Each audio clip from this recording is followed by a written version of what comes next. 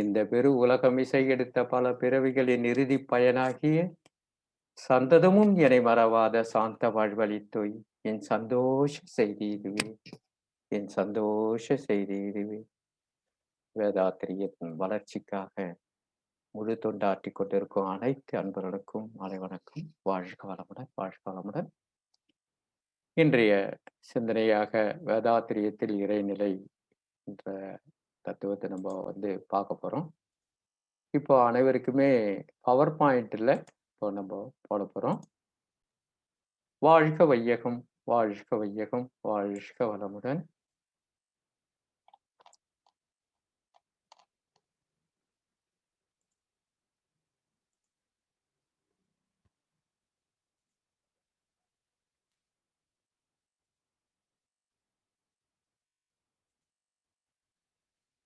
வாழ்க வையகம், வாழ்க வையகம், வாழ்க வளமுடன். வேதாத்திரியத்தில் இறை விஞ்ஞானம். முதல்ல இந்த தலைப்பை நம்ம தெரிஞ்சுக்கணும். வேதாத்திரியம்ங்கிறது என்ன? இந்த உலகம் அமைதி பெறுவதற்காக நமது சாமிஜி அவர்கள் ஆசான் அருட்தந்தை வேதாத்திரி மகரிஷியினுடைய கொள்கையாகவே அது இருந்து கொண்டு இருக்கிறது. அந்த உலகம் அமைதி பெற்றால் நம்மளுடைய வாழ்க்கையில எவ்வளவு சிறப்படையுங்கிறதுக்காக தான் இதை முயற்சியா அவர் எடுத்துக்கொண்டதுக்கு அந்த அமைப்புக்கு வேதாத்திரியம் என்கிறத பேரை வச்சிருக்காங்க. அதுல இறை விஞ்ஞானம் என்ன கொடுக்கப்பட்டு இருக்கிறது என்கிறத பார்க்கும்போது இறை என்ன, இறைவனை பத்தி அதை ஆராய்ச்சி செய்த ஒரு விஞ்ஞான நிகழ்ச்சி தான் இறை விஞ்ஞானம் என்கிறது. விஞ்ஞானம்னா உங்களுக்கு தெரியும், விண் பிளஸ் ஞானம். விண்ணுன்னா ஆகாயம், ஆகாயத்தை பத்தி கூறப்பட்ட ஞானம் தான் விஞ்ஞானம்.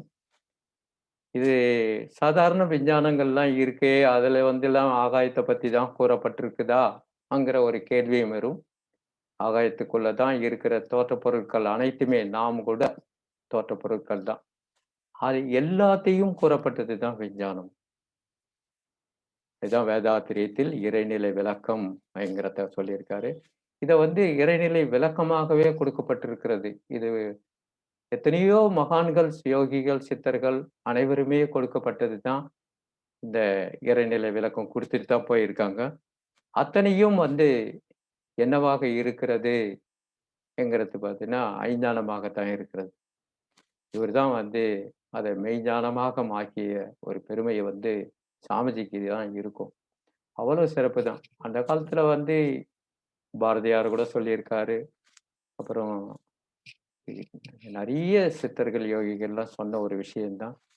அதை எளிமைப்படுத்தி அனைவருக்கும் புரியும் வகையில், பாமர மக்களுக்கும் புரியும் வகையில இறை விஞ்ஞானத்தை கொடுத்தது தான் சிறப்பு. அதுக்குதான் இறைநிலை விளக்கம், இறை விஞ்ஞானம்ட்டு நமக்கு சொல்றோம். அம்மா கேக்குதாம்மா?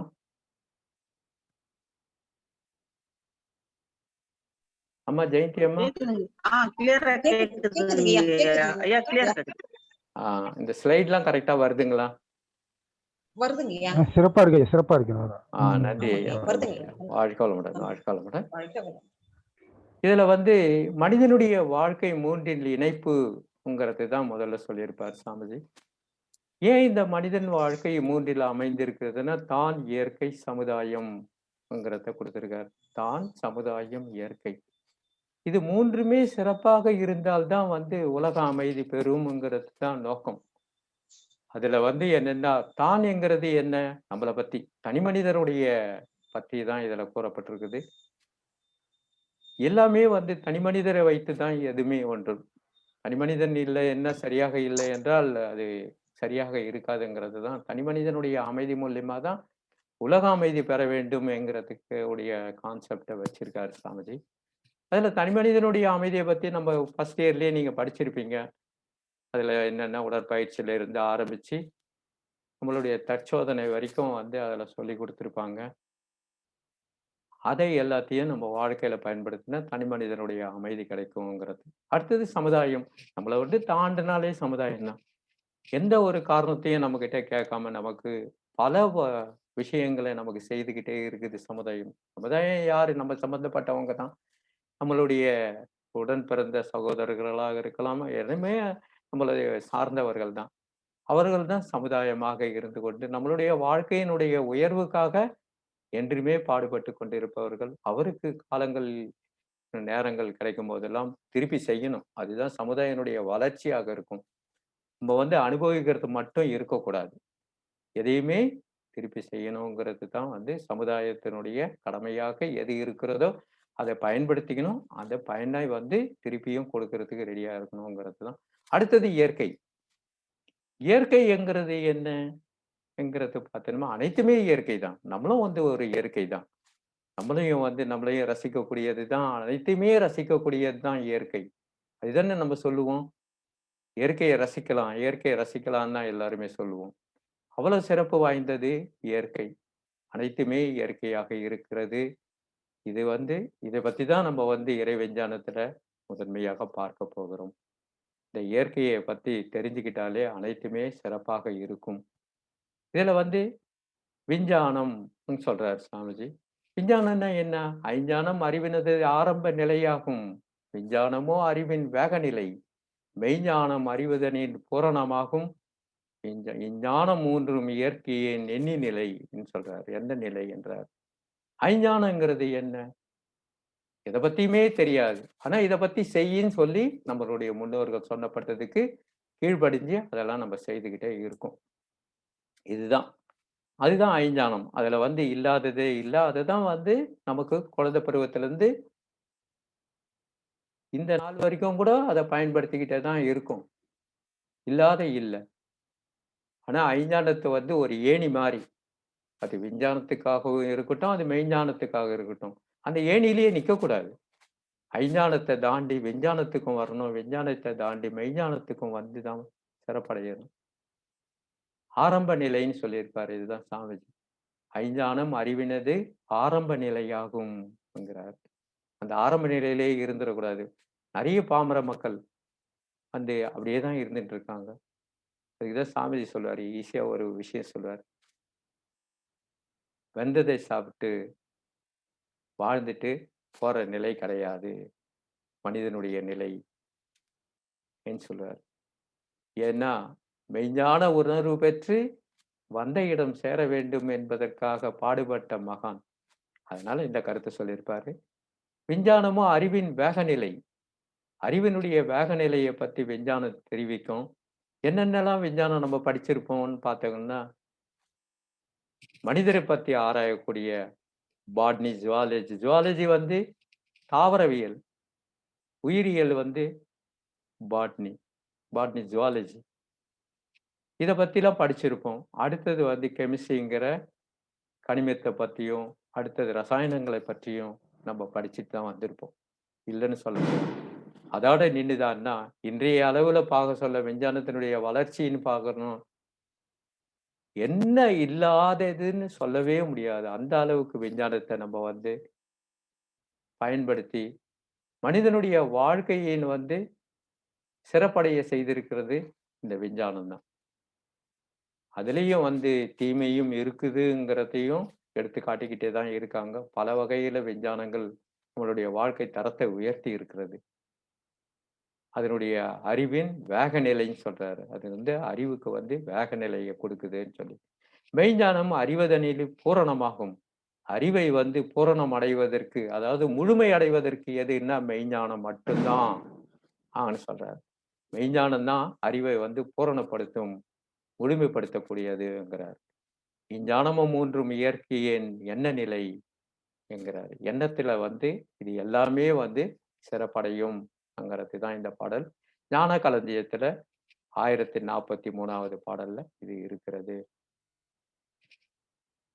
சுத்தவெளியே தெய்வம், அது உருவமற்றது, இருப்பு நிலையாக இருக்கிறது. சுத்தவெளியே தெய்வம், உருவமற்றது, இருப்பு நிலையாக இருக்கிறது. இத பத்திலாம் தான் நம்ம தெரிஞ்சுக்க போறோம் இந்த பாடத்திட்டத்துல. இதுல வந்து என்னன்னா, பிரபஞ்ச வெளி, பருவ உருவங்கள் என்ற 2ஆ பிரிச்சிருக்கோம் இப்போ. பிரபஞ்சத்தையும் அதிலிருந்து தோன்ற அத்தனை பருவ உருவங்களை பத்தியும் நம்ம கம்பேர் பண்ணி, எது இதுல வந்து இறை என்கிறத விளக்கிக்கணும். அப்பதான் வந்து நம்ப அந்த இறைனா என்ன? அதனுடைய தன்மை என்ன? அதனுடைய உயர்வு என்ன? அதனுடைய மேன்மை என்ன? இதெல்லாம் நம்மளால தெரிஞ்சுக்க முடியும். அதனால தான் இந்த 2ஆ பிரிச்சிருக்காங்க. பிரபஞ்ச வெளி, ஸ்பேஸ், பருவுருவங்கள் ஆப்ஜெக்ட்ங்கிறத. இந்த பிரபஞ்ச வெளிங்கிறது எல்லையற்றதுங்கிறத பத்தியும் நம்ம தெரிஞ்சுக்க போறோம். பருவுருவங்கள் எல்லை உடையது. இத பத்தியும் நம்ம தெரிஞ்சுக்க போறோம். அடுத்ததாக கால, தூரம், பருமன், வேகம். இந்த 4ம் தான் ஒரு ஆப்ஜெக்ட்டுக்கு, அதாவது பரிநிலைக்கு தோற்றப் பொருளாகன்னு சொல்றாரு சாமிஜி. ஈஸியா சொல்றது அதுதான். தோற்றப் பொருள். எதுவுமே தோன்றியதுக்கு அத்தனைக்கும் இந்த 4ம் இருக்கும். கால, தூரம், பருமன், வேகம் என்கிறத அமைந்திருக்கும். ஆனா, இதுவே பிரபஞ்ச வெளிக்கு இது கிடையாது 4மே. இதுக்கு காலம் கிடையாது, தூரம் கிடையாது, பருமன் கிடையாது, வேகம் கிடையாது. ஏன்னா, அது எல்லையற்றது. அதுக்கு எல்லையே கிடையாது. அதனால அது எவ்வளவு தூரத்துல இருக்குது, எவ்வளவு பருமன்ல இருக்குது, எவ்வளவு வேகத்துல இருக்குதுங்கிறதெல்லாம் நம்ம சொல்லவே முடியாது. அதுதான் பார்க்க சொல்ல இன்னும் நம்ம படிச்சு பார்க்க சொல்லலாம் இது தெரியும். பிரபஞ்சத்துல என்னென்னலாம் இருக்குதுங்கிறத பார்த்தோமா, பூமி, சந்திரன், சூரியன், கோள்கள், நட்சத்திரங்கள். இதெல்லாம் எதுன்னா தோற்றப் பொருட்கள் தான். அனைத்துமே தோற்றப் பொருட்கள் தான். ஆனா, அதனுடைய இது ரூபம் அதாவது அதற்கு எந்த ஒரு உணர்வு, அந்த உயிர் இதெல்லாம் அதுக்கு கிடையாது. அந்த பூமி, சந்திரன், சூரியன், கோள்கள், நட்சத்திரங்கள் எதுவும் தோற்றப் பொருட்களாக பிரபஞ்சத்தில இருந்து வந்தது தான். அதே பிரபஞ்சத்தில உயிரினங்களாக வந்தது தாவரம், புழு, எறும்பு, பாம்பு, யானை, மனிதன். இங்க யானைக்கு பதில் பசுவ போட்டிருக்கோம். அதனால பசு தான் யானையாங்கிறது கேள்வி வந்துடக்கூடாது. இதுல உயிரினங்க தாவரங்கள், ஈரினம், ஈர் உயிர் அறிவு புழு, மூ அறிவு எறும்பு, 4 அறிவு பாம்பு, 5 அறிவு யானை. மனிதன் 6வது அறிவாக அனுமான சக்தியோட வந்திருக்கிறான்ங்கிறது தான் மிக மிக சிறப்பு. இது எல்லாமே எங்க இருக்குதுன்னா, சுத்த வெளியில தான் இருக்குது இது. எங்க இறை ஆற்றலோட இறையில தான் இருக்கிறதுங்கிறதையும் நம்ம சொல்லப் போறோம். அதே மாதிரி இந்த சுத்தவெளி எதுன்னா, பெருகிக் கொண்டே இருக்கும். அதுக்கு மின்னல் தான். ஒரு உதாரணம். முதல்ல அப்படியே லைட் ஆரம்பிக்கும். அப்புறம் பெரிய வெளிச்சமா நமக்கு காட்டும். அதுதான் உதாரணமா இது. இதுவும் ஒரு பருப்பொருள் தான். சுத்தவெளி எல்லையற்றதுங்கிறத கணிக்க முடியாத அளவிற்கு சுத்தவெளி. கணிக்க முடியுமான்னா சுத்தவெளிய கணிக்கவே முடியாது. அது எல்லையற்றது. அது எங்கும் நீக்கமற உள்ளது. எங்கு வேணாலும் இருக்கும். அது இல்லாத இடமே கிடையாது. இவ்வளவு தூரம் தான் இருக்குது. இப்போ ஒரு தூரம்னா நம்ம ஒரு 10 கிலோமீட்டர் போறோம், 15 கிலோமீட்டர் போறோம்ன்ட்டு டிஸ்டன்ஸ்லாம் நம்ம சொல்லுவோம். ஆனா, இதுக்கு எந்த டிஸ்டன்ஸும் நம்ம சொல்ல முடியாது. எங்கும் நீக்கமற, எங்கும் கணிக்க முடியாத அளவுக்கு மிக மிக பரந்த வெளியாக இருக்கிறது. இதுக்கு தான் சுத்த வெளின்னு சொல்லி பேர் வச்சதுக்கு கூட காரணம் வெளின்னா அதுக்கு எல்லையற்றது. அதுக்கு சுத்தன்றதுக்கு ஏன் பேர் வச்சாருன்னா, அத மாதிரி ஒரு தூய்மையானது எதுவுமே கிடையாதுங்கிறதுனால தான் சாமிஜி சுத்த வெளிங்கிறத வச்சிருக்காரு. அவ்வளவு சிறப்பு வாய்ந்தது. கணிக்க முடியாத அளவிற்கு. இவ்வளவு தூரம் இது அதுன்னுலாம் சொல்லவே முடியாது. அவ்வளவு சிறப்பு வாய்ந்தது. பருவுருவங்கள் எல்லை கட்டியது. பருவுருவங்கள் இப்ப 2த்துக்கும் கம்பேர் தான் பண்ண போறோம். சுத்தவெளிக்கும் நம்ம பருவுருவத்துக்கும். பருவுருவங்கள் என்றால் தோற்றப் பொருட்கள். அனைத்துமே தோற்றப் பொருட்கள் தான். சுத்தவெளிய தவிர மீதி அனைத்துமே நமக்கு தெரிந்தது அத்தனையும் தோற்றப் பொருட்கள் தான். அந்த தோற்றப் பொருட்கள் அத்தனைக்கும் எல்லை கட்டியது. அதுக்கு கால, தூரம், பருமன் எல்லாமே உண்டு. இவ்வளவு ஹைட் இருக்கிறோம். மனிதர்கள நம்ம எப்படி எல்லை கட்டி சொல்ல முடியும். இவ்வளவு ஹைட் 5 அடி 6 அங்குலம், 5 அடி 3 அங்குலம் இதெல்லாம் ஹைட் சொல்லுவோம். அவர் எவ்வளவு பிரெத்தா இருக்காருங்கிறத அளந்து சொல்ல முடியும். எவ்வளவு வெயிட் இருக்காருன்னு சொல்ல முடியும். அவருடைய திறன் எல்லாமே நம்மளால சொல்ல முடியும். அதனால அதனால ஏன்னா எல்லை கட்டியதுனால இதெல்லாம் சொல்ல முடியும். எல்லை இல்லாததுக்கு சொல்ல முடியாது. கணிக்க முடியாத அளவிற்கு சுத்தவெளிக்கு போயிட்டு இவ்வளவு தூரம்லாம் சொல்ல முடியாது.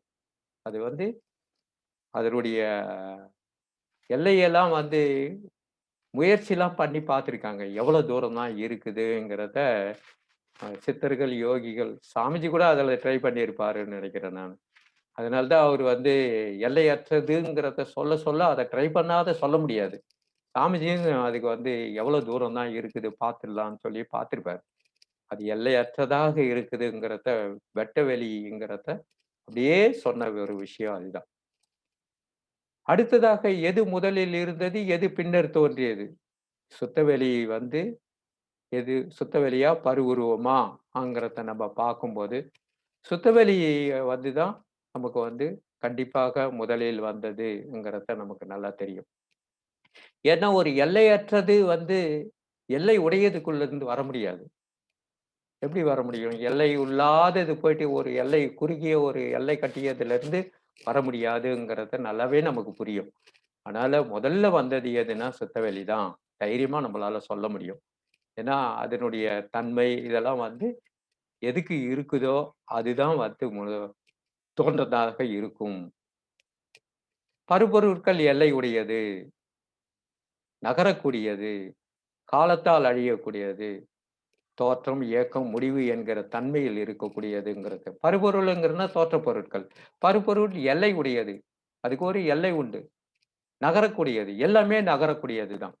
அது வந்து கோள்களாக இருக்கட்டும், நட்சத்திரங்களாக இருக்கட்டும், மனிதர்களாக இருக்கட்டும், புழுக்களாக இருக்கட்டும், செடி கொடிகளாக இருக்கட்டும், எல்லாமே நகரக்கூடியது தான். காலத்தால் அழியக்கூடியது. ஒரு காலகட்டங்கள்ல எல்லாமே அழிஞ்சு போயிடும். அதுக்காக விண்ணுலாம் அழிஞ்சிருமான்லாம் கேள்வி வந்துரக்கூடாது. அதெல்லாம் வந்து கணிக்க முடியாத ஒரு செயல்கள். அழியக்கூடியதா இருந்தா அது சொல்லப்பட்டிருக்குது. ஏன்னா தோற்றப் பொருட்கள் அத்தனையும் காலத்தால் அழியக்கூடியதுன்னு சொல்லியிருக்காரு. அத பத்தி நம்ம ஆராய்ச்சிலாம் பண்ண தேவையில்ல. ஏன்னா, கோள்கள் எல்லாம் அழிஞ்சிருமா? நம்ம கூட வந்து இந்த பூமி கூட அழிஞ்சிருமான்லாம் கேட்கக்கூடாது. ஏன்னா காலத்தால இதெல்லாம் மாற்றங்கள உருவாக்கக்கூடியது. அதான் தோற்றம், இயக்கம், முடிவு என்கிறது. தோன்றுச்சுன்னா, அது இயக்கம் இருக்கும். அது முடிவு வரும். அதுதான் பருப்பொருட்கள் என்கிறத நம்ம தெரிஞ்சுக்கணும். அடுத்ததாக சுத்தவெளி அசைவற்றது, நிரந்தரமானது, காலத்தால் அழியாதது, எப்பொழுதும் இருக்கும். இதுதான் முக்கியம். சுத்தவெளி அசைவற்றது. நிரந்தரமா அப்படியே இருக்கக்கூடியது. காலத்தால் அழியாதது. காலத்தால எந்த காலத்திலயும் அது அழிக்க முடியாது சுத்தவெளிய. எப்பொழுதும் இருக்கும். இத வச்சே நம்ம கண்டுபிடிக்கலாம். இப்போ வந்து நம்ம வந்து ஒரு ஒண்ணு ஆரம்பிச்சு ஒரு இயக்கத்த குடுத்திருக்குது. பருப்பொருட்கள வந்து படைத்திருக்கிறது, உருவாக்கி இருக்கிறது. அதனுடைய இயக்கத்தை கணித்திருக்கிறது. எல்லாமே செய்து கொண்டு இருக்கிறது வந்து அது அழியுமா? அது அழியாது. எது ஒன்று நிலையானதாக இருந்தால் தான் மற்றதை நிலையில்லாததையும் அது உருவாக்க முடியுங்கிறத நம்ம தெரிஞ்சுக்க முடியும். இத நல்லா புரிஞ்சுக்கணும். சுத்தவெளி அசைவற்றது, நிரந்தரமானது, காலத்தால் அழியாதது, எப்பொழுதும் இருக்கும் என்கிறது. எப்பொழுதும் இருக்கும். அது இல்லன்னுலாம் சொல்லவே முடியாது. எப்பவுமே அதனுடைய இயக்கம், அதனுடைய இதெல்லாம் நம்ம வந்து பின்னாடி பார்க்க போறோம். அதனால இதுல எந்த ஒரு சந்தேகமும் நமக்கு வந்துறக்கூடாது சுத்தவெளிய பற்றி. சுத்தவெளி வந்து கும்மிருட்டு. பகலில் சூரியன், இரவில் நட்சத்திரம். பகல்ல வந்து நம்மளுக்கு வந்து வெளிச்சத்தை குடுக்குறது எதுன்னா சூரியன். அந்த சூரியனை எடுத்துருங்க. என்ன ஆகும்? ஃபுல்லா வந்து கும்மிருட்டா தான் ஆகும். இப்போ உதாரணத்துக்கு ஒண்ணு சொல்றேன் நம்ப. பூமி வந்து தன்னை தானே 1000 மைல் வேகத்துல சுத்தி வந்துகிட்டு இருக்குது. இது சூரியனை சுற்றுப்பாதையில வந்துட்டு இருக்குது. சூரியனுடைய 3வது சுற்றுப்பாதையில சூரியனே வலம் வந்து கொண்டிருக்கிறது. இது வரும்பொழுது பூமியினுடைய எல்லா பகுதியிலும் மக்கள் வாழ்ந்துட்டு இருக்காங்க. டோட்டலா எவ்வளன்னா 780 கோடி மக்கள் வாழறாங்க இந்த உலகத்துல. இது எத்தினி கண்டங்களா இருக்குதுங்கிறதெல்லாமும் நமக்கு தெரியும். புவியியல் படிச்சவங்களுக்கு அத்தனை பேருக்கும் எல்லாம் தெரியும். இப்ப நமக்கும் வந்து அமெரிக்காவுக்கும் ஆப்போசிட்ல இருக்கிறோம். நமக்கு பகலுன்னா அவங்களுக்கு இரவு. அங்க வந்து சூரியனை எடுத்துட்டோமானா, அங்க வந்து இங்க வந்து சுத்தி வந்ததுனால அங்க சூரியன் இல்ல. அங்க வந்து இருட்டாக இருக்கிறது. அங்க சூரியன் இருக்க சொல்ல பகலாக இருக்கிறது. இதுதான் சூரியனை எடுத்த கணக்குன்னு சொல்லலாம்.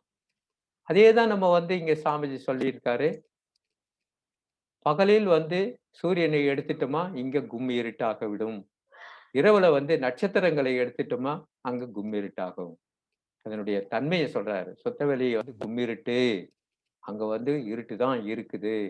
ஏன்னா, அதை எல்லாத்தையும் உணர்ந்தவர். அவர் எல்லாம் அங்க சுத்தவெளியில போயிட்டு எல்லாமே உணர்ந்து வந்ததுனால, இத தைரியமா சொல்லிட்டு போயிருக்காரு. "சுத்தவெளி கும்மிருட்டு தான். இத வந்து எடுத்துட்டோமா, அங்க கும்மிருட்டா தானே இருக்குங்கிறதுக்கு உதாரணங்களாக கொடுக்கப்பட்டிருக்கிறதுங்கிறது. சுத்தவெளி அனாதி. இதையும் நம்ம தெரிஞ்சுக்கணும். சுத்தவெளி வந்து அனாதின்னா, இப்ப நமக்கு வந்து நம்மள வந்து அனாதைன்னு சொன்னா நம்ம வந்து ஒத்துப்போமா? நமக்கு முன்னோர்கள் யார் இருக்காங்க? நம்மளுடைய அப்பா, அம்மா. அதுல வந்து அனாதைன்னு நம்ம சொன்னோமா, நம்ம ஒத்துக்க மாட்டோம். எனக்கு அப்பா, அம்மா இருக்காங்க. டக்குன்னு சொல்லுவோம் நம்ப. ஆனா ஆதிக்கு வந்தது எதுவுமே முன்ன இல்ல. அதனால அது வந்து அனாதி தான். அதுக்கு யாரும் கிடையாது. அதுக்கு முன்ன எதுவுமே கிடையாதுங்கிறதுனால தான். எதிலிருந்தும் அது தோன்றவில்லை. அதுவாக உருவாகியது என்று சொல்ல முடியாது. அதுவா எப்படி வந்தது? இதெல்லாம் சொல்ல முடியாத ஒரு நிகழ்ச்சிகள் சுத்தவெளிய பற்றி. ஏன்னா, அது தோன்றியதுன்னா, எதிலிருந்து தோன்றியதுன்னு அடுத்த கேள்வி வந்துரும். அப்படிலாம் இல்லாம, அது இருந்தது. அது எப்படி இருக்குதுங்கிறத மட்டும் நம்ம பார்ப்போம். அது எப்படி வந்ததெல்லாம் நம்ம வந்து பார்க்க வேண்டிய அவசியம் கிடையாது. அதனால வந்து சுத்தவெளி வந்து அனாதி தான். அது ஆதி இல்லாதது.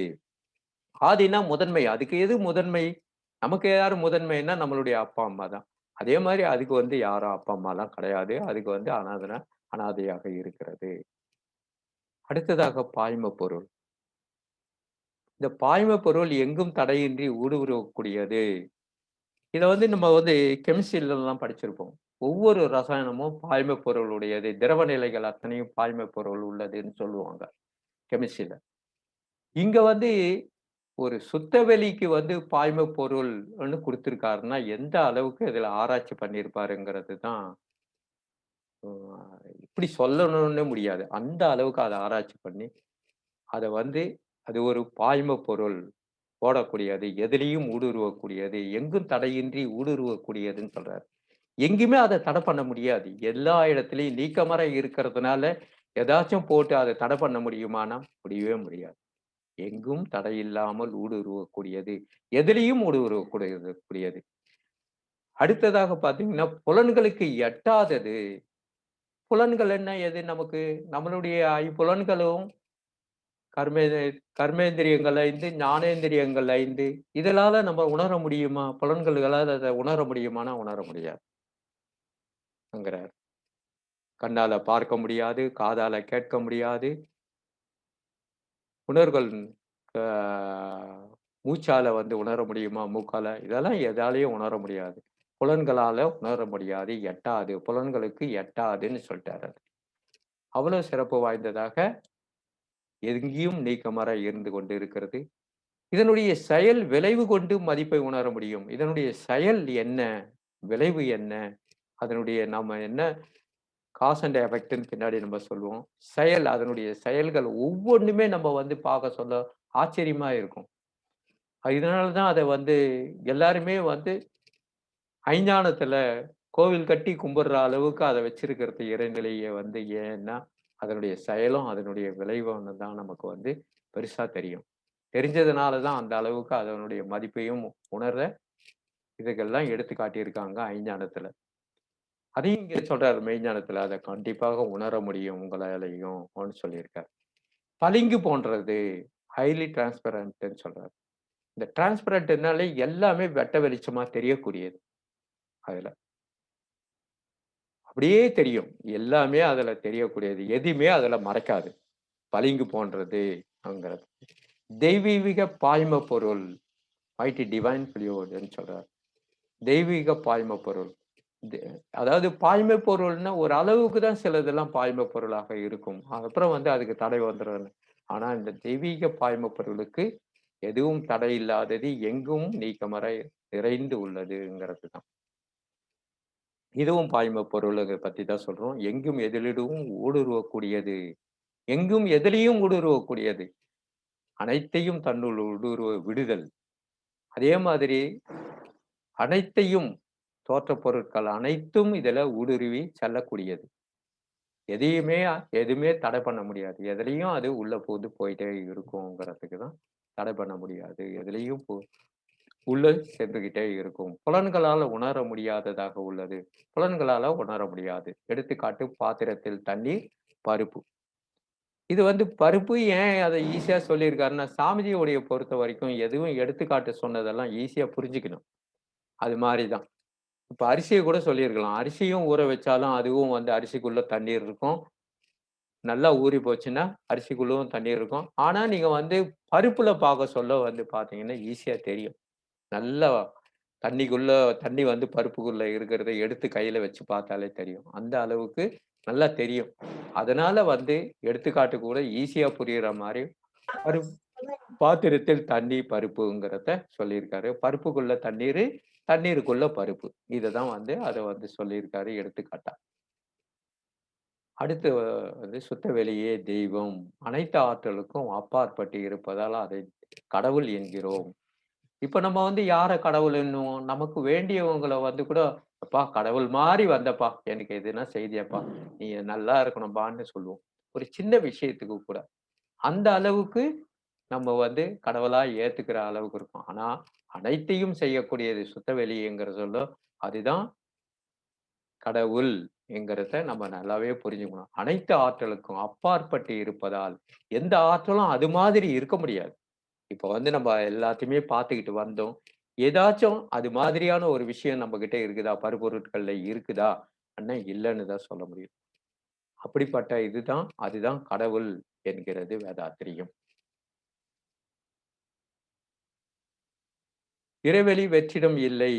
பேராற்றல் உடையது. இறைவெளி வந்து அங்க வந்து வெற்றிடமா இருக்குது. அங்க எதுவுமே இல்ல. அதெல்லாம் சொல்லவே முடியாது. அங்க வந்து பேராற்றல் உடையதுங்கிறத சொல்லியிருக்காரு. இந்த சூரிய குடும்பத்தைப் போல் கோடான கோடி சூரிய குடும்பங்களை தாங்கி பிடித்து இயங்கிக் கொண்டிருக்கின்ற சுத்தவெளியே பேராற்றலாகும். நம்மளுடைய சூரிய குடும்பத்துல எத்தனை கோள்கள் இருக்குதுன்னு பார்த்தோமா? தோராயமா பார்த்தோமா, மேக்ஸிமம் வந்து விஞ்ஞானிகள் கண்டுபிடிச்சு சொன்னது வந்து ஒரு 12 கோள்கள் தான் இருக்கும்.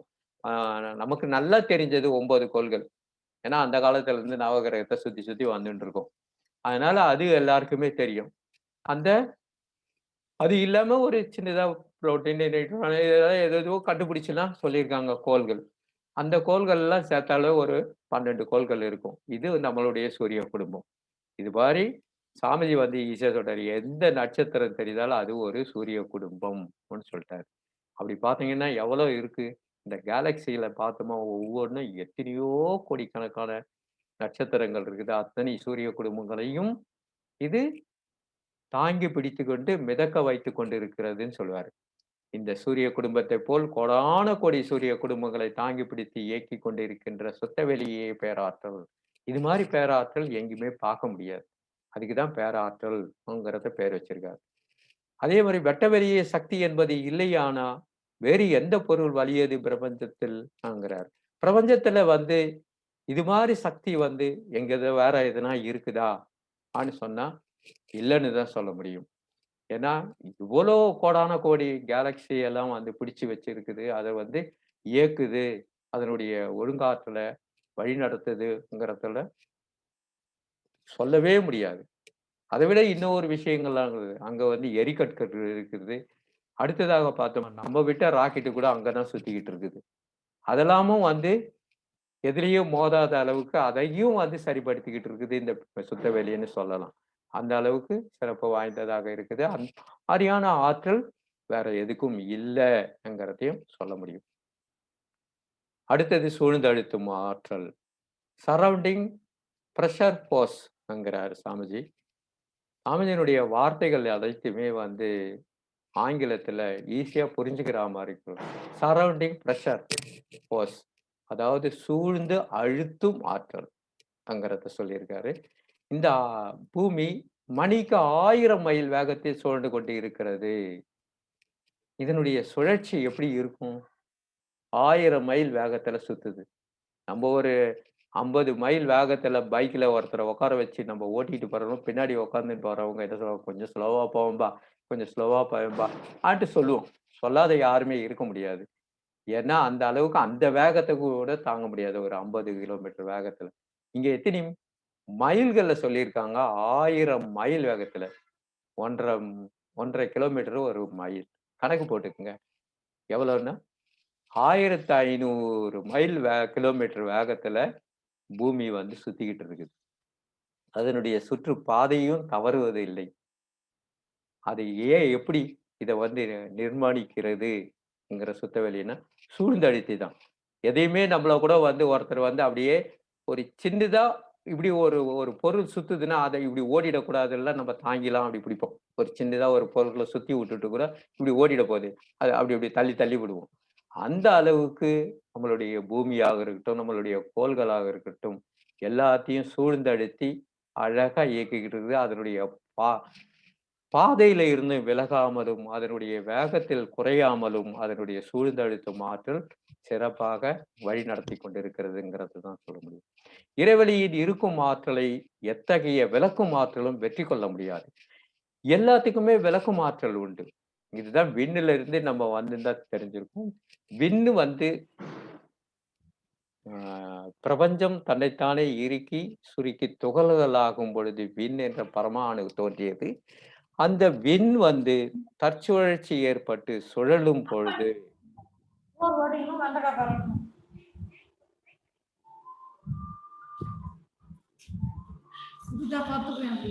யாரோ பேசிக்கிட்டே இருக்காங்க.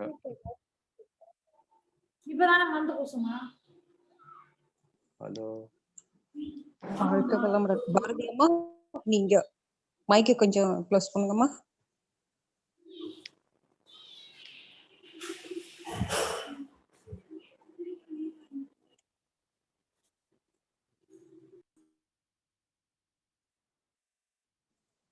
வாழ்க வளமுடன்.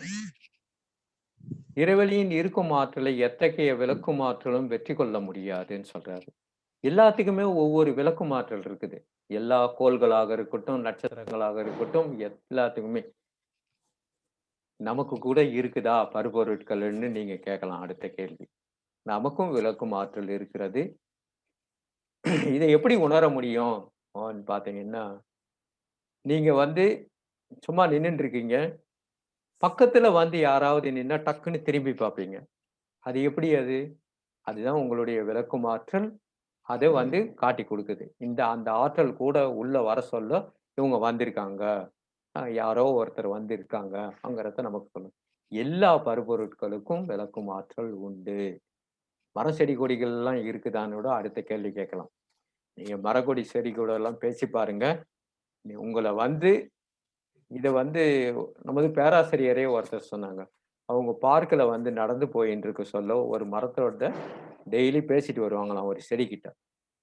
அது ஒரு காலகட்டத்தில சொல்ல, இவங்க கிட்ட போனோனே அப்படியே கொஞ்சம் லேசா வளைஞ்சு இவங்க கிட்ட வருமாம். அதனுடைய தன்மை எப்படி? அதனுடைய ஆற்றல் தான் அங்க வந்து அதனுடைய எது தள்ளும் ஆற்றல் வந்து அது நமக்கு வந்து தெரியிற மாரி அது பண்ணுதுங்கிறத தான் சொல்றாரு. எல்லா பருப்பொருட்களுக்கும் இந்த விளக்கும் ஆற்றல் இருக்குது. ஆனா, இந்த சுத்தவெளியினுடைய இருக்கும் ஆற்றல எதுவுமே வந்து பிளைண்ட் பண்ண முடியாது. நெருக்க முடியாது. அப்படி இருக்கிறதுனால தான் பருப்பொருட்கள் தெறித்து விழாமல் காக்கப்படுகிறது. இங்க 1500 கிலோமீட்டர் வேகத்துல சுத்துற பூமி, நம்ம பூமிக்குள்ள இருக்கிறோமா? பூமிக்கு மேல இருக்கிறோமாங்கிற கேள்வி வந்து எல்லாருக்கும் தெரிஞ்சுக்கணும். பூமியினுடைய மேல் பகுதியில தான் நம்ம வாழ்ந்துட்டு இருக்கோம். பூமிக்குள்ள இல்ல. அப்படி 1500 கிலோமீட்டர் வேகத்துல சுத்தக்கூடிய பூமியில இருந்து தெரிச்சிட மாட்டோம் நம்ம. ஏன் தெரிக்காம இருக்கிறோங்கிறதுக்கு தான் காரணம் வந்து இதனுடைய சுத்தவெளியினுடைய இருக்கும் ஆற்றல் தான்ங்கிறத சொல்றாரு. அதே மாதிரி கடல்கள் வந்து எவ்வளவு பாகம் இருக்குது? 4ல 3 பாகம் வந்து கடலால தான் சூழ்ந்திருக்குது நம்ம பூமியில.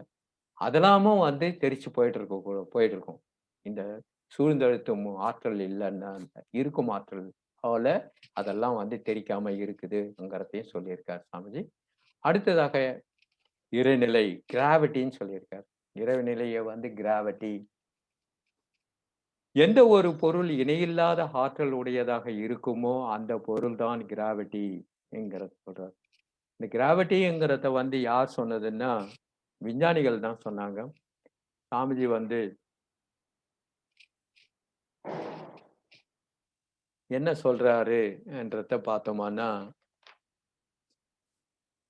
சாமிஜி வந்து கிராவிட்டிங்கிறத பத்தி எந்த ஒரு பொருள் இணையில்லாத ஆற்றல் உடையதாக இருக்குமோ அந்த பொருள் தான் கிராவிட்டி.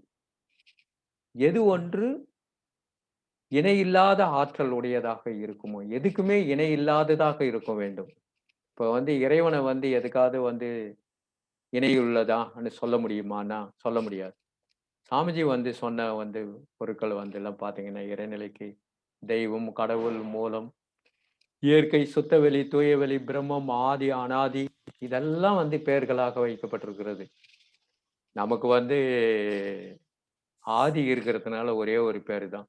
ஆதி இல்லாத இருக்கிற சுத்தவெளிக்கு எவ்வளவு பேர்கள்ங்கிறத பின்னாடி நான் ஸ்லைட்ல போட்டிருக்கேன். பார்த்தீங்கன்னா, இப்பவே நான் படிச்சு காட்டுனதுல எவ்வளவோ பேர்கள் இருக்குது. தூயவெளி, சுத்தவெளி, இயற்கை, மூலம், கடவுள், தெய்வம்ங்கிறதெல்லாம். விஞ்ஞானிகள் சொன்ன ஒரே ஒரு வார்த்தை கிராவிட்டிங்கிறத விஞ்ஞானிகள் சொல்லியிருக்காங்க. இது வந்து எப்படின்னா, எந்த பருப்பொருட்களையும் விட இது உயர்ந்ததாக இருக்கும் ஆற்றல்லங்கிறதுக்காக தான் இதுக்கு கிராவிட்டின்னு சொல்லப்பட்டிருக்குது. சுத்தவெளியின் சூழ்ந்த அழுத்தமே இரு பொருட்களுக்கு இடையே உள்ள தூரத்தை குறைத்து ஈர்ப்பு விசையாக செயல்படுகிறது என்கிறாரு. இந்த ஈர்ப்பு விசை எப்படி வரும்? அதுதான் ஒரு பொருளை வந்து இப்ப தூக்கி அடிச்சோமா அது வந்து கீழே நோக்கி வரும் ஒரு காலகட்டத்துல. நம்மளுடைய விசை மாற சொல்ல கீழே வந்து ஈர்ப்பு தன்மையில கீழே இறங்கும். அதுதான் சொல்றாரு. அதனுடைய தூரத்தை நம்முடைய வேகத்தை வைத்து அதனுடைய தூரத்தை கணக்கிட்டு குறைத்து ஈர்ப்பு விசையாக இழுக்குங்கிறாரு. நம்ம விஞ்ஞானத்துல நம்ம வந்து படிச்சிருப்போம். கிராவிட்டிய வந்து எதுல வந்து துல்லியமா நம்ம பார்த்தோம். நம்மளுடைய பூமியினுடைய கிராவிட்டி என்ன? இதுக்கு அளவுகோலே விஞ்ஞானத்துல சொல்லப்பட்டிருக்கு. 9.8 முடுக்கம்னு சொல்லுவாங்க. இந்த ஊசல் விதின்னு சொல்லி கேள்விப்பட்டிருப்பீங்க. இதை எல்லாருமே செய்திருப்போம். பெண்டுலத்தை வந்து மூவ் பண்ணி அதனுடைய மூலமா வந்து அது ஒரு ஃபார்முலாவில் 9.8 நம்மளுடைய கிராவிட்டிங்கிறத நம்ம சொல்லியிருக்கோம். இது எப்படி இது வந்து ஒவ்வொரு இடத்துக்கும் மாறுமா கிராவிட்டிங்கிறத சொன்னோம். ஆமா, கிராவிட்டி ஒவ்வொரு இடத்துக்கு தகுந்த மாதிரி மாறும். இந்த பூமிக்கு ஒரு கிராவிட்டி, அடுத்த கோள்களுக்கு ஒரு கிராவிட்டி, எல்லாத்துக்குமே கிராவிட்டி மாறும். ஏன்னா அதனுடைய தள்ளு விசை கொள்ளு விசையால இது மாற்றங்கள் வரும். அதனுடைய பருப்பொருட்களுடைய அந்த கால தூரம் பருமன் இருக்குது பாத்தீங்களா, அதனுடைய தன்மையாலும் இது மாற்றம் வரும். அதனுடைய வேகத்தாலேயும் மாற்றம் வரும். இந்த கிராவிட்டி அங்கெல்லாம் மாறிக்கிட்டே தான் இருக்கும். ஆனா சுத்தவெளியினுடைய கிராவிட்டி வந்து எந்த காரணத்தை கொண்டும் மாற்றம் வராது. அது வந்து கிராவிட்டி, அந்த கிராவிட்டி அதனுடைய ஆற்றலோ அதனுடைய இதுவோ எதுவுமே மாற்றம் வராதுங்கிறது தான். சுத்தவெளியாகிய பிரம்மத்தை கிராவிட்டி என்று வேதாத்திரியம் கூறுகிறது. தைரியமா சொல்றாரு. இதுதான் கடவுளுங்கிறதுக்கு தான் கிராவிட்டிங்கிறத சொல்றாரு.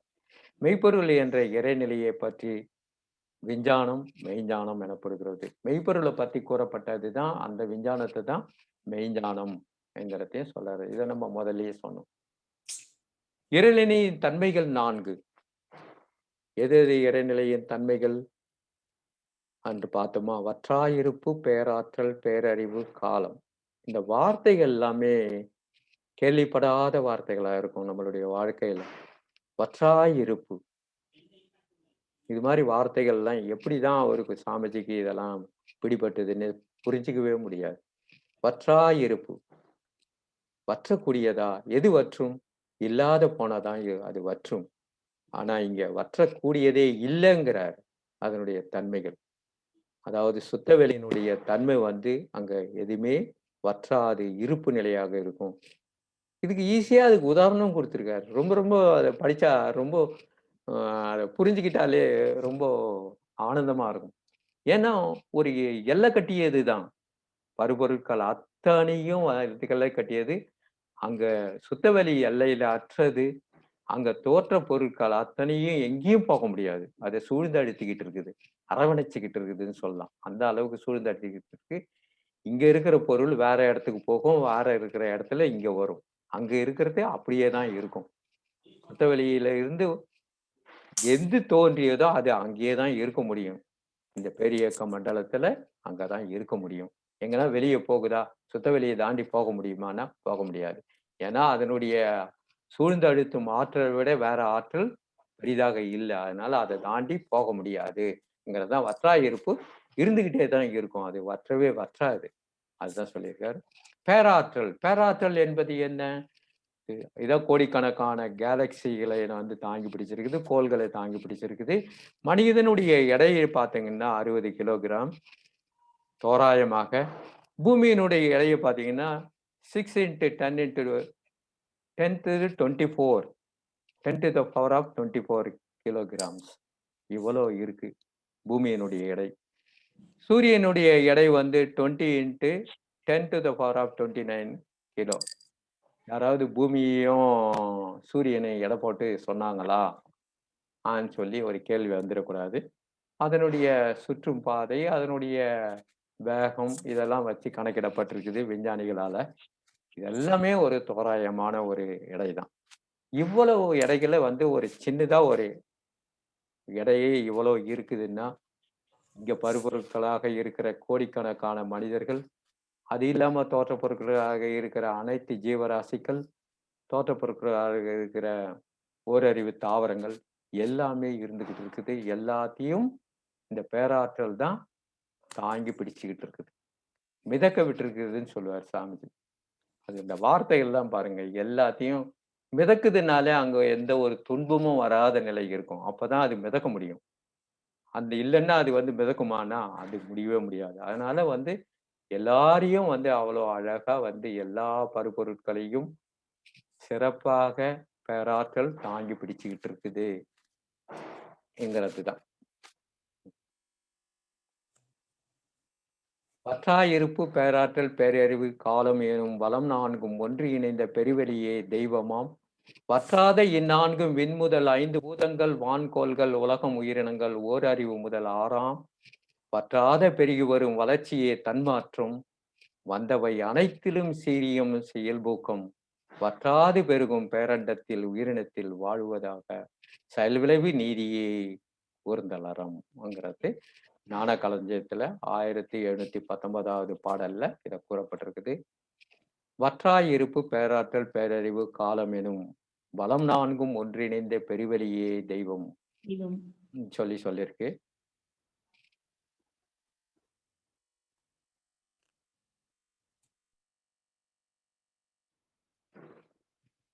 பற்றாத இந்நான்கும் விண் முதல் 5 பூதங்கள் வான்கோள்கள் உலகம் உயிரினங்கள் ஓர் அறிவு முதல் 6ஆம் வற்றாத பெருகி வரும் வளர்ச்சியே தன்மாற்றம்.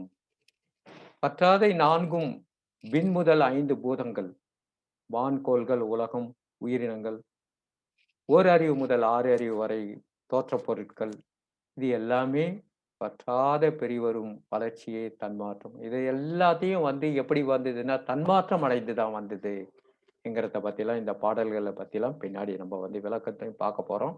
வற்றா இருப்பு எனும் என்றும் அளவில் குன்றாதது. இதுதான் நம்ம சொன்னோம். எந்த அளவும் குன்றாததுக்கு காரணம் வந்து என்னங்கிறத பார்த்தா அல்ல அல்ல குறையாத நிறைவளம் உடையது. அங்க வந்து வளத்துக்கு வந்து பஞ்சமே கிடையாது. அவ்வளோ வளங்களை வைத்து கொண்டு இருக்கிறது. நம்ம சொல்ல முடியுமா? இங்க ஏதோ ஒரு வளம் குறைஞ்சிருக்குதுங்கிறத நம்ம சொல்லுவோமா? நமக்கு தேவையானது அத்தனையும் தான் சொல்லுவாரு சாமிஜி. ஒரு தோற்றப் பொருள் வந்து உருவாகுதுன்னா, அதுக்கு தேவையானது அத்தனையும் உருவாக்கிட்டு தான் அந்த தோற்றப் பொருளை உருவாக்குது இறைநிலை. அவ்வளவு வந்து அதனுடைய அட்வான்ஸு அதனுடைய இயக்கம். இத செய்தாதான் அவனால வாழ முடியும்ங்கிறத அது சொல்லியிருக்குது. ஒரு பொருள தயாரிக்குதுன்னா, அதுக்கு வேண்டியது அத்தனையும் அது செய்து கொடுக்கும். அதுதான் வந்து அதுக்கு உதாரணம் ஒண்ணு சொல்லுவாங்க. பாறைக்குள்ள இருக்கிற தேரைக்கும் உணவளிக்கக்கூடியது இறைநிலைன்னு சொல்லுவார். அவ்வளோ வந்து சிறப்பு வாய்ந்த வற்றா இருப்பாய் இருந்தாதான் இதெல்லாம் செய்ய முடியும். எங்கும் நீக்கமற நிறைந்துள்ளது. எங்கும் நிறைந்ததுன்னா, எங்க அந்த பாறைக்குள்ளேயும் அது நிறைந்து தான் இருக்குது. அங்க இருக்கிற தேரைக்கும் உணவு அளிக்க முடியும் அதால. அதுதான் எங்கும் நீக்கமற நிறைந்துள்ளதுன்னு அடுத்த வார்த்தை சொல்லப்பட்டிருக்கிறது. இறைவழியின் இயக்கும் தாங்கும் ஆற்றலே பேராற்றல்.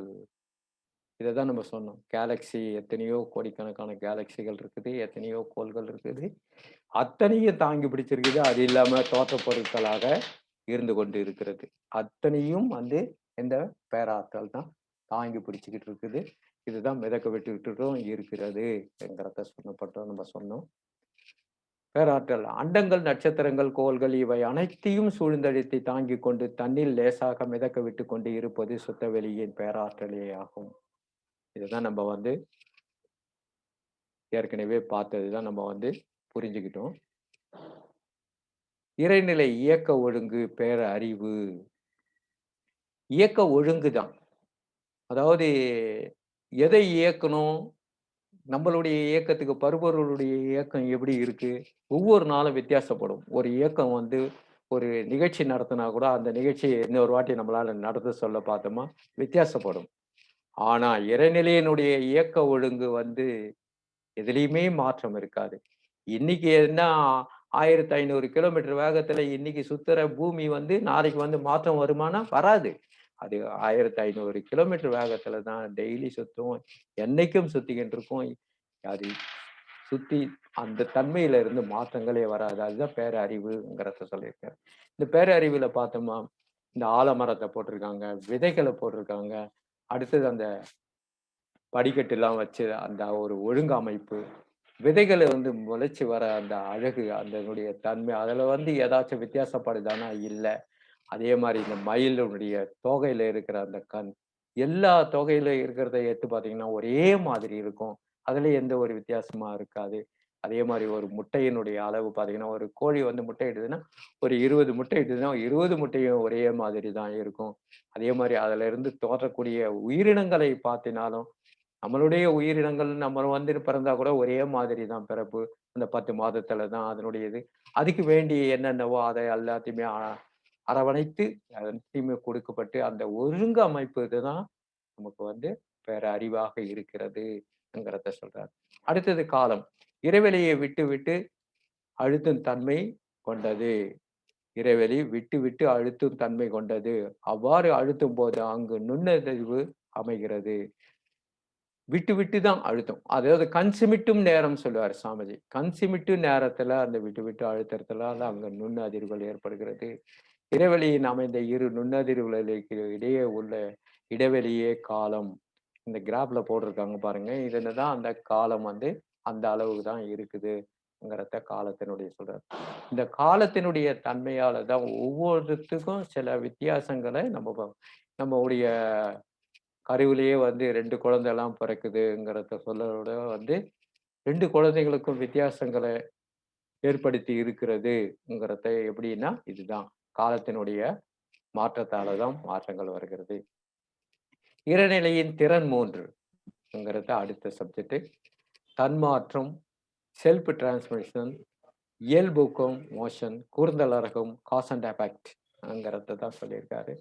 தன்மாற்றம்ங்கிறத வந்து செல்ஃப் டிரான்ஸ்மிஷன். தன்மாற்றம் நம்ம ஏற்கனவே பார்த்தோம். தன்னையே ஒவ்வொன்னா படைச்சது.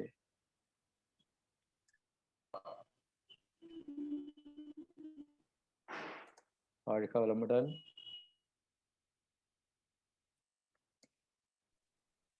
தன்மாற்றம் இறைநிலையே தன்னிருக்கத்தால் இறை துகள்களாகி சூழ்ந்தழுத்தத்தால் விண்ணாகி பஞ்சபூதங்களாகி உயிரினங்களாகி மனிதர்களாகவும் திகழ்கின்றது.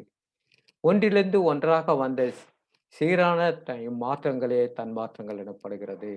இறைநிலையே தன்னிருக்கத்தால் இதுதான் பிரம்மஞான கவியில கூட இதைதான் சொல்லியிருப்பார். இறைவெளியே தன்னிருக்க சூழ்ந்தழுத்தும் ஆற்றல் இறை துகள்களாகி சூழ்ந்தழுத்தத்தால் விண்ணாகி பஞ்சபூதங்களாகி உயிரினங்களாகி மனிதர்களாக திகழ்கிறது.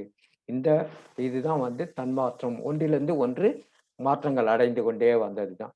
ஒன்றிலிருந்து ஒன்றாக வந்த சீரான இம்மாற்றங்களே தன்மாற்றம் எனப்படுகிறது. இறைநிலை பரமாணுக்கள் கூடியதோ ஒரு தொகுப்பாம் விண்கள் நிறைவெளியில் விண் சுழல வெளியழுத்தம் விளைவாக விண்கரைய அக்கரைசல் வெளியேற அனைத்தலையும் காந்தமாட்சி மறைபொருளாம் காந்தம் என்ற நுண்துகள்களை தன்மாற்றம் அழுத்தம் முதல் 5ஆம் முடிவு நிலை மனமாக குறைவில்லா இயற்கை தன்னை தன்மாற்றம் சிறதனங்கிறத ஞானமும் வாழ்வும் என்கிற புத்தகத்துல கவிதையா எழுதியிருக்காரு. இந்த கவிதைகள் அனைத்துமே இறைவனால கொடுக்கப்பட்டது என்கிறத நம்ம அனைவருமே புரிஞ்சுக்கணும். சாமிஜி வந்து அவ்வளோ இறையோட ஒன்றி ஒன்றி கொடுக்கப்பட்ட கவிதைகள். இதுக்கு அர்த்தம் சொல்லணும்னா எப்படியும் வந்து ஒரு 1 மணி நேரத்துக்கு மேல ஆகும். அதனால அத படிச்சு படிச்சு புரிஞ்சுக்கலாம். வாழ்க வளமுடன். அதே மாரி இந்த பீரியாடிக் டேபிள் நம்ம வந்து மேத்தமேட்டிக்ஸ்ல பீரியாடிக் டேபிள் பார்த்திருப்போம். அடுத்தது வந்து கெமிஸ்ட்ரியில வந்து பீரியாடிக் டேபிள் பார்த்திருப்போம். அதே மாதிரி நம்மளுடைய லைஃப் எப்படிலாம் வந்தது, நம்மளுடைய தோற்றப் பொருட்கள் எப்படிலாம் வந்ததுங்கிறத பத்தி ஒரு பீரியாடிக் டேபிள் போட்டிருக்காங்க. இதையே நம்ம வந்து புரிஞ்சுக்கினீங்கன்னா ஈஸியா இருக்கும். தன்மாற்றத்த பத்தி ஈஸியா உங்களுக்கு புரியும். அடுத்தது இயல்புக்கும் உயிரினங்கள். ஓரறிவு தாவரம், பல வகை தாவரங்கள். ஓரறிவு தாவரங்கள் வந்து பல வகையான இயல்புக்கத்தால உயிரினங்களாக தோன்றியது. இந்த பல வகையான அதாவது தாவரங்கள்னு எடுத்துக்கிட்டீங்கனாலே கோடிக்கணக்கான தாவரங்கள் இருக்குது. இந்த இதுக்கு உதாரணம் எதுன்னு சொன்னதுன்னா, அமேசான் காடுகள சொல்லுவாங்க. அங்க இல்லாததே இல்லங்கிற அளவுக்கு அவ்வளோ தாவரங்கள் அங்க இருக்கிறதுங்கிறத நம்ம பாத்தீங்க. இதெல்லாம் வந்து இயல்போக்கத்தால நடந்த ஒரு விஷயங்கள் தான். ஒன்றோடிருந்து ஒன்று மாறி மாறி வந்து மாறி தோற்றங்கள் வந்து நெறைய வந்ததுதான்.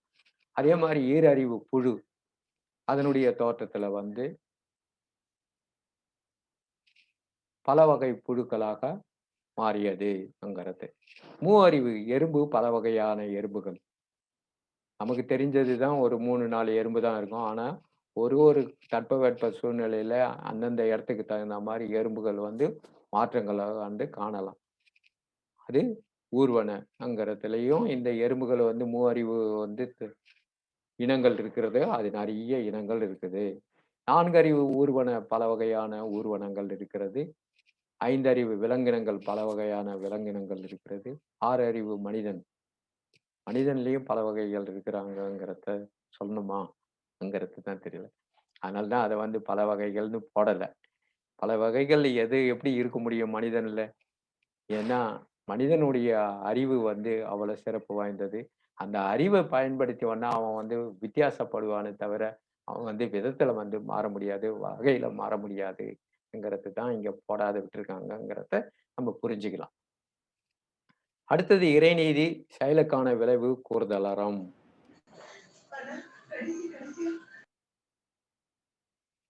இறைநீதி செயலுக்கான விளைவு கூறுதலறம். அதாவது கூறுதலறங்கிறது காஸ் அண்ட் எஃபெக்ட்ங்கிறதும். எந்த ஒரு செயலுக்கும் விளைவு கண்டிப்பாக உண்டு. அதுதான் இறைநீதி. இந்த இறைநீதிங்கிறது நம்ப நாட்டுல இருக்கிற நீதியோ அது மாதிரி கிடையாது. இங்க இருக்கிற நீதி எப்படி வேணாலும் மாத்தி எப்படி வேணாலும் ஜட்ஜ்மெண்ட் வரும். ஆனா இறைநீதி வந்து எந்த காரணத்த கொண்டும் மாற்றங்கள் வராது. மாற்றம் வந்து கண்டிப்பாக நாம வந்து செயலுக்கேற்ற விளைவு அனுபவித்துக் கொண்டே ஆக வேண்டும். இந்த செயல்ல இருந்து விளைவுகளை வந்து குறைக்கிறதற்கு வந்து வழிகள் கூறப்பட்டது தான் வேதாத்திரியும். அத நல்லா நம்ம புரிஞ்சுக்கணும்.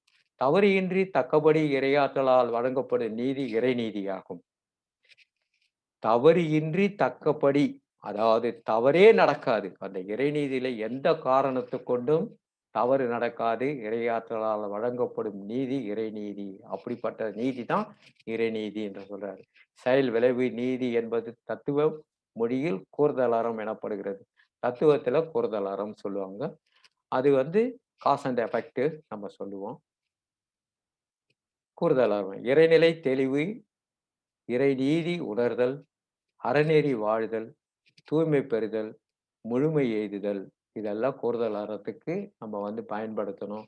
அதுல இருந்து காஸ் அண்ட் எஃபெக்ட்ல இருந்து நம்ம வந்து பயன்படுத்தணும். அதுல இருந்து தப்பிக்கிறதுக்கோ, அதனுடைய எஃபெக்ட்ல இருந்து இறைநீதியில இருந்து நம்ம வந்து முழுமையாக தப்பிக்க முடியாது. ஏதோ நம்ம தலப்பா தலைக்கு வந்தது தலப்பாகோட போச்சுங்கிற கணக்குக்கு நம்மளால தப்பிக்க முடியும். இறைநிலை தெளிவு, இறைநிலையை பத்தி தெளிவு பெற வேண்டும். இறைநீதி உணர்தல், இறைநீதிய வந்து நம்ம உணர்ந்துக்கணும். என்ன நடக்குங்கிறதே தெரியாம சில பேர் நம்மலாம் பாட்டுக்கு எதையாச்சும் செய்துட்டு இருப்போம், எதையாச்சும் எண்ணிட்டு இருப்போம், எதையாச்சும் பேசிக்கிட்டு இருப்போம். இது எல்லாத்தையும் இறைநீதியில பதிவு பண்ணப்படுகிறதுங்கிறதெல்லாம் நம்ம ஏற்கனவே படிச்சிருப்போம். அதெல்லாம் உணர்ந்து கொள்ள வேண்டும். இறைநீதிய உணர்தல். அறநெறி வாழ்தல். அறநெறிங்கிறதுன்னா, அறன்னா என்ன? ஒழுக்கம், கடமை, ஈகை என்கிற தன்மையிலே வாழ்தல். தூய்மை பெறுதல். நம்மள வந்து தூய்மைப்படுத்திக்கிறது. எத தூய்மைப்படுத்தும்? அறுகுணங்களை தூய்மைப்படுத்துறது தான் தூய்மை. மன தூய்மையை பெறுவது தான். முழுமை எய்துதல். நம்ம வந்து முழுமை அடையணும். எல்லாத்துலயும் வந்து ஒரு நல்ல ஒரு நிலைக்கு வரணுங்கிறது தான் முழுமை எய்துதல். இதுக்கு தான் ஒரு பாடல்ல ஞான களஞ்சியத்துல சொல்லியிருக்காரு. தெய்வ அறிவே திருந்திய அறிவாம். உய்யும் நல்வழி உள்ளுணர்வு தவமே. செய்யும் வினைகளை சீர்திருத்திட ஐயமில்லை அரும் பிறவி தொடர் என்கிறார். தெய்வ அறிவே திருந்திய அறிவாம். தெய்வ அறிவு தான் திருந்த அறிவு. உய்யும் நல்வழி உள்ளுணர்வு தவமே. இந்த உய்யும் நல்வழியே வந்து தவம்தான். உள்ளுணர்வா நம்ம வந்து பெறணும்ங்கிறது அதுக்கு தவமே. செய்யும் வினைகளை சீரமைத்திட, நம்ம செய்யற வினைகள் அனைத்தையும் சீரமைத்திட ஐயமில்லை அரும் பிறவி தொடர். கண்டிப்பாக பிறவி தொடர் அருங்கிறார். பிறவி தொடர் வந்து அறுக்கிறதுக்காகத்தான் நம்ம வந்திருக்கோம். அதன் மூலியமாக நம்மளுடைய தவத்தின் மூலியமாகவும் கூறுதலறம் இல்லாம நம்மளால பண்ண முடியும்னு சொல்லியிருக்கார். இறைநிலையின் திறம். இறைவெளியே பூரணமாக இருப்பு தெய்வம் இதனில் இருந்த ஆற்றல் விரைவறிந்து இணைபெரியா தன்மை மறைபொருளே விண்முதலாம் மண்வர ஐபூதம் மற்றும் ஒரு அறிவு முதல் 6 அறிவு உயிரினங்கள் முறையாக வளர்வந்த வகை பரிபூரணம். அதுதான் வந்து தன்மாற்றத்துக்கு பரிபூரணம் சொல்றார். பரிணாமம். பரிபூரணம் கிடையாது, பரிணாமம். பரிணாமங்கிறது தன்மாற்றத்தை தான் பரிணாமன்றாரு. என்போர் முனைந்த விருப்பம் செயல்கள் இயல்பூக்கம் ஆகும். இறைநீதி செயல் விளைவு கூர்ந்தலறம் உணர்ந்து நெறி நின்று வாழும் முறை இறை வழிபாடாகும் சொல்லி ஞானக்கலந்தத்துல 1767வது பாடல்ல இந்த பாடல் இருக்குது. இதை பத்தி விளக்க சொன்னோமா நேரம் இல்லாத காரணத்தினால விளக்க முடியவில்லை. அதாவது தன்மாற்றம் இயல்பூக்கத்தினுடைய கூர்ந்தலாரத்தை பத்தி இந்த பாடல் இருக்கிறது. அடுத்ததாக இறைநிலையனின் சுத்தவெளியினுடைய பெயர்கள். கும்மிருட்டு, தெய்வ பாய்ம பொருள், புலன்களுக்கு புலப்படாதது, தடையற்றது, எதிலும் ஊடுருவி செல்லும், தன்னுள் அனைத்தையும் ஊடுருவ செய்யும், இடம் கொடுக்கும், ஒன்றே ஒன்று, நிரந்தரமானது, எல்லையற்றது, எங்கு நீக்கமர நிறைந்துள்ளது, வற்றாயிருப்பு, பேராற்றல், தன்னிருக்க சூழ்ந்தழுத்தும் தான் பேராற்றல். பேரறிவு,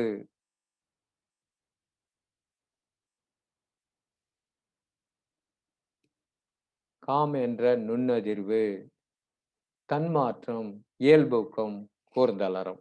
இவ்வளவு பேர்கள் வந்து இறைநிலைக்கு வச்சிருக்காங்க. ஏன்னா ஆதி இல்லாதனால அவங்கவுங்க உணர்ந்தது, அவங்கவுங்களுடைய சந்தோஷம், அவங்களுடைய தன்மையை வந்து உணர்ந்ததுனால இது அவங்கவுங்க ஒரு ஒரு பேர் வச்சிருக்காங்க.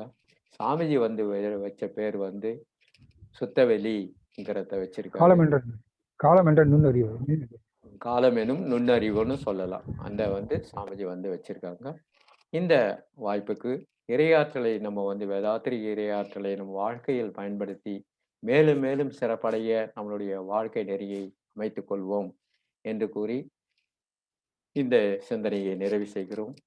இந்த சிந்தனையில ஏதாச்சும் தவறுகள் இருந்தாலும் என்னுடைய தவறுகள் அனைத்துமே சாமிஜி கொடுத்த அனைத்து தத்துவத்திலையும் மேன்மைக்கு பொருந்தியது. சாமிஜி அவர்களுக்கு நன்றியை வாழ்த்துதலும் தெரிவித்துக் கொள்கிறோம். அனைத்து அன்பர்களுக்கும் நன்றி நன்றி நன்றி. இந்த அமைத்து கொடுத்த திருவள்ளூர் மண்டல ஒருங்கிணைப்பாளர்கள் அனைவருக்கும் நன்றி நன்றி. மாணவ செல்வங்களுக்கு அனைவருக்கும் நன்றி நன்றி. மாணவர்கள் தான் அடுத்த சமுதாயத்தின் கண்கள், அடுத்த சமுதாயத்தின் உருவாக்க போகிறவர்கள். அவர்களுக்கு நன்றி நன்றியும் கூறிக்கொள்கிறோம். வாய்ப்புக்கு நன்றி அம்மா. வாழ்க வளமுடன், வாழ்க வளமுடன். வாழ்க வளமுடன். நன்றி ஐயா. மிகவும் சிறப்பாக குறைந்த அவகாசம்